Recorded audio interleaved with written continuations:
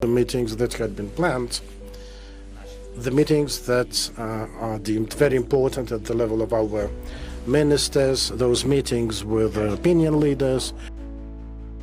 Rais wa Jamhuri ya Afrika ya Kusini Mheshimiwa Cyril Ramaphosa leo amemkaribisha Rais wa Ukraine Mheshimiwa Volodymyr Zelensky katika majengo ya Umoja Union Building yaliyopo mjini Pretoria kwa ajili ya ziara yake ya kwanza rasmi nchini humo tangu kuchaguliwa kwake. Mara baada ya mapokezi hayo kitaifa yaliyoambatana na gwaride la heshima, viongozi hao wawili walifanya mazungumzo ya ana kwa ana katika mazingira ya kirafiki na heshima ya kidiplomasia kabla ya kuanza kwa kikao rasmi kati ya ujumbe wa serikali ya Afrika ya Kusini na ule wa Ukraine. Ziara hii inalenga kuimarisha mahusiano ya kidiplomasia kati ya mataifa hayo mawili sambamba na kupanua maeneo ya ushirikiano wa kimaendeleo, hasa katika sekta muhimu kama vile biashara, kilimo, elimu na uwekezaji wa pande mbili. Viongozi hao pia wanajadili njia ya kuboresha mifumo ya kiuchumi kupitia ushirikiano wa kibiashara, ikiwemo kukuza mabadilishano ya bidhaa na teknolojia baina ya nchi hizo mbili, hasa kwa kuzingatia mazingira ya sasa na ya kiuchumi duniani. Aidha, mazungumzo yao